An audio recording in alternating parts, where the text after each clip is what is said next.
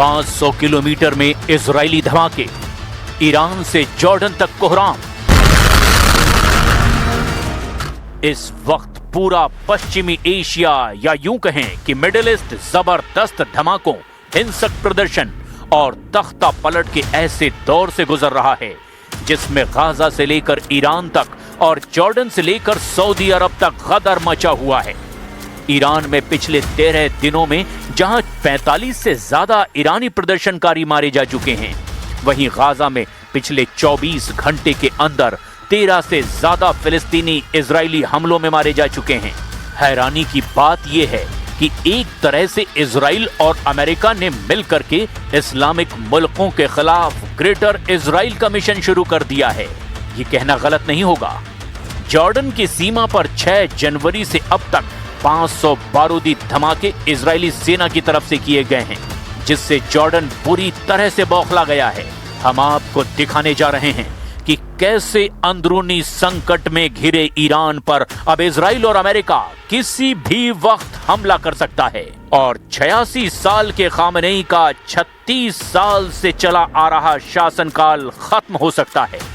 साथ ही आपको दिखाने जा रहे हैं कि अचानक जॉर्डन के बॉर्डर पर बारूदी सुरंगों में इजराइल ने क्यों धमाके किए हैं और क्यों इजराइल ने हमास से सीज फायर के बाद भी गाजा में तूफानी हवाई हमले किए।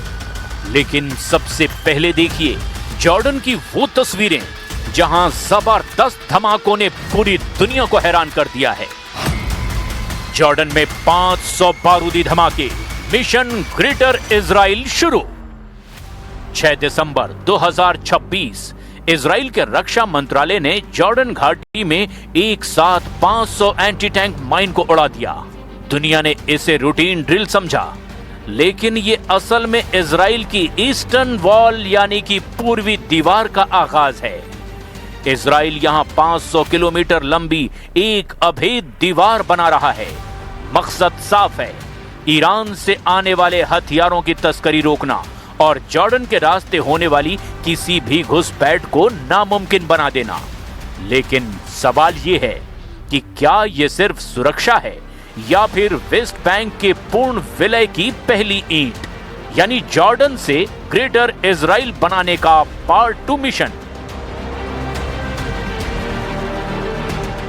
6 जनवरी को इजराइल के राष्ट्रीय माइन एक्शन प्राधिकरण ने जॉर्डन घाटी के 3 माइन फील्ड्स में लगभग 500 माइनों को निष्क्रिय कर दिया, जिनमें से कुछ 1960 के दशक में लगाई गई थी। इजराइल ने इस कार्रवाई में 1 अरब 70 लाख डॉलर खर्च किए हैं। इजराइल का ये एक्शन 500 किलोमीटर लंबी नई सुरक्षा दीवार बनाने को लेकर हुआ है। रक्षा मंत्री इजराइल काट्ज ने इस परियोजना को समुदायों की सुरक्षा, वेस्ट बैंक में हथियारों की तस्करी रोकने और पूर्वी सीमा पर ईरानी प्रॉक्सी खतरों को रोकने के लिए महत्वपूर्ण बताया है। दिसंबर 2025 में इजराइल के रक्षा मंत्रालय ने जॉर्डन के साथ सीमा पर एक दीवार के निर्माण की शुरुआत की घोषणा की थी। मंत्रालय ने कहा कि निर्माण का उद्देश्य राष्ट्रीय सुरक्षा और पूर्वी सीमा की रणनीतिक निगरानी को और ज्यादा मजबूत करना है। लेकिन कुछ लोग इस कार्रवाई को ग्रेटर इजराइल से जोड़कर देख रहे हैं। कुछ लोगों का मानना है कि इजराइल धीरे धीरे गाजा से लेकर ईरान तक ग्रेटर इजराइल के सपने को पूरा करने में लगा हुआ है। गाजा का 90% से बड़ा इलाका इस वक्त इजराइल के कब्जे में आ चुका है और खबर यह है कि ट्रंप ने भी गाजा को ट्रम्प गाजा बनाने का रास्ता साफ कर दिया है। यानी ग्रेटर इजराइल के नक्शे में गाजा पहले ही पूरी तरह से दिखाया गया है, जिस पर इजराइल 90% से ज्यादा इलाके पर कब्जा कर चुका है। अब आप ये भी जान लीजिए कि इजराइल के ग्रेटर इजराइल मिशन में कौन कौन से देश शामिल हैं। ग्रेटर इजराइल का मिशन एक वैचारिक और धार्मिक दृष्टिकोण माना जाता है, जिसका मकसद इजराइल की सीमाओं को उसके वर्तमान स्वरूप से कहीं ज्यादा विस्तारित करना है।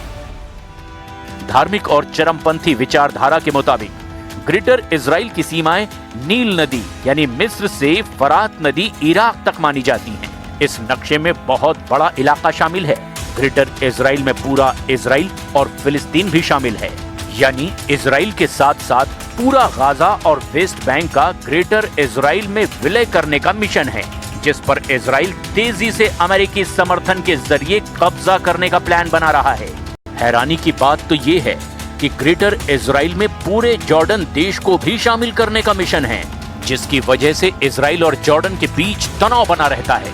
लेबनान और सीरिया के दक्षिण और मध्य हिस्से में भी ग्रेटर इजराइल का हिस्सा बनाने का प्लान है, जिसकी वजह से सीरिया और लेबनान की कट्टर दुश्मनी इजराइल से लंबे वक्त से चली आ रही है। यहाँ तक कि इराक के पश्चिमी हिस्से में यानी फरात नदी तक ग्रेटर इजराइल में इलाका जोड़ने का मिशन है। इसी तरह से मिस्र के सिनाई प्रायद्वीप को भी ग्रेटर इजराइल में मिलाने का प्लान है, जबकि सऊदी अरब के उत्तरी हिस्से यानी मदीना के पास तक ग्रेटर इजराइल बनाने का प्लान है, जो कि हैरान करने वाला इजरायली मिशन लगता है। डोनाल्ड ट्रंप और बेंजामिन नेतन्याहू की जोड़ी मध्य पूर्व की राजनीतिक नक्शे को फिर से बनाने में जुटी है। अभी ट्रंप के कार्यकाल को 2 साल होने वाले हैं, यानी अगले 2 साल तक ट्रंप इतना चाहते हैं कि गाजा से लेकर ईरान तक ग्रेटर इजराइल की रूपरेखा बन जाए और नेतन्याहू सरकार का लक्ष्य वेस्ट बैंक की बस्तियों को आधिकारिक तौर पर इजराइल का हिस्सा बनाया जाए। ट्रंप के विजन में गाजा को एक आर्थिक हब के रूप में विकसित करना शामिल है, लेकिन इजराइल के सुरक्षा नियंत्रण के तहत अमेरिका ऐसा करना चाहता है। इसके अलावा ईरान को अलग थलग करना भी इसका मकसद है और इसका असर इस वक्त ईरान में चल रहे हिंसक प्रदर्शनों में साफ साफ देखा जा सकता है। इस वक्त ईरान के 31 में से 28 प्रांतों में हिंसक प्रदर्शन चल रहे हैं, जिसकी वजह से 36 साल से 86 साल के ईरानी सुप्रीम लीडर अली खामनेई के शासन पर सीधा खतरा मंडराने लगा है। और खबर यह है कि इजराइल और अमेरिका के सैकड़ों एजेंट पूरे ईरान में एक्टिव हैं, जो ईरान को खामनेई के तख्ता पलट की आग में झोंक चुके हैं।